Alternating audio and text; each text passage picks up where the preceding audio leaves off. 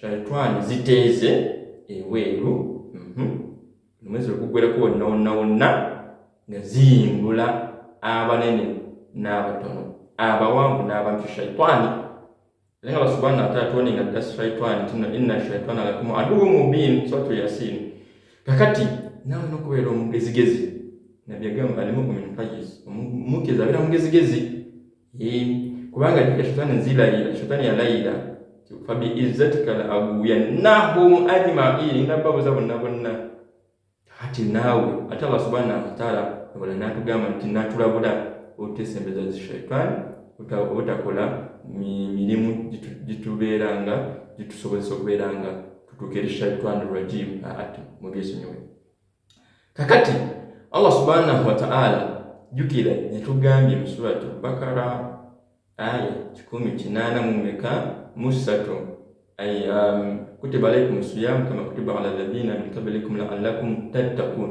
Takwa tujifunye kidamu, takwa tujifunye era weesumyeko era gamba alhamdulillah Allah subhanahu wa ta'ala nina takwa kubanga okwekiriza mu kirungi n'okwera wekiriza mu alhamdulillah takwa njifunye era byonna aya bizogerako ku takwa byonna Allah subhanahu wa ta'ala abikodde mwezi guno gwa Ramadhan kikirize bwotyo naye jukira ne shaitani noyimbagembe ziteeze.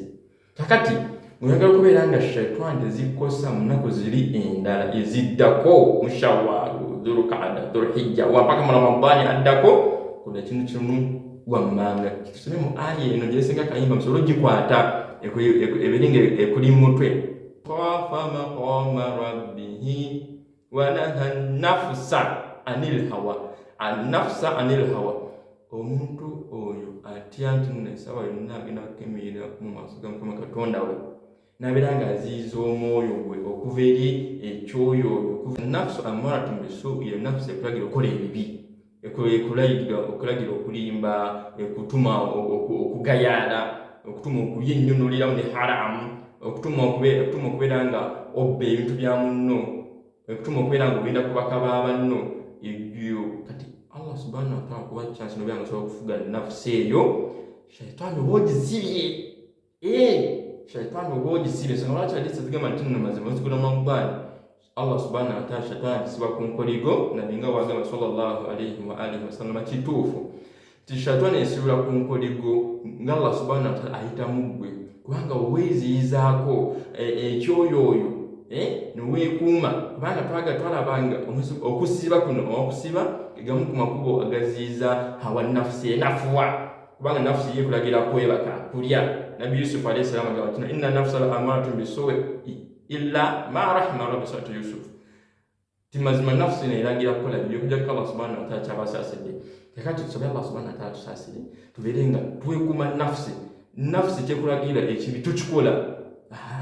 Nafsi kyekulagira ekibi tukikola beera ng'okikontrolinga, beera ng'ogikuuma, beera ng'omusajja atambula ku luguudo naye ng'akawa akasibye ku muguwa kamuvaako mabega tekakeza kumukulembera kubanga akawa kagenda kawete no neeno neeri kagenda ewaabwako ate nekakyami wa banne waako na kati gwe beera omusajja alina akawaake ng'akasibyemu omuguwa mu bulago.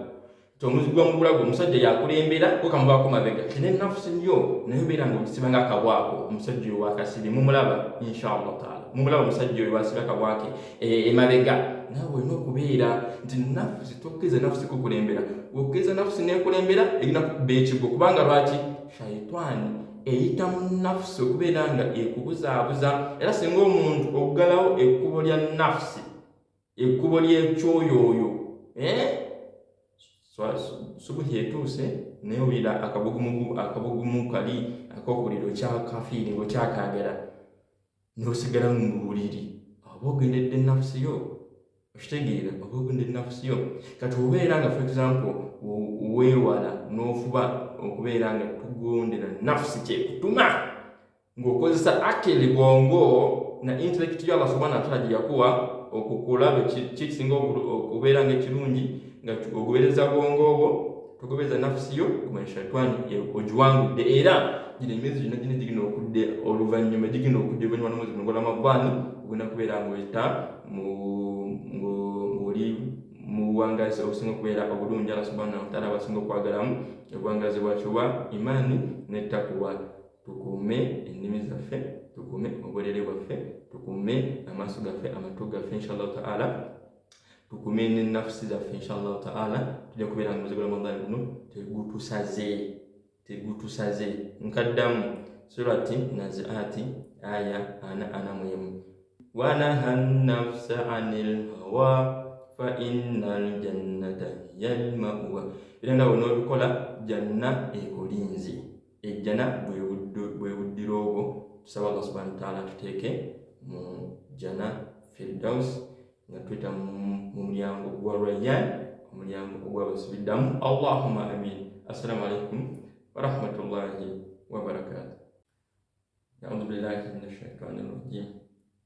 Wa amma man khafa maqama rabbih wa naha an-nafsa 'anil hawa fa innal jannata hiyal ma'wa.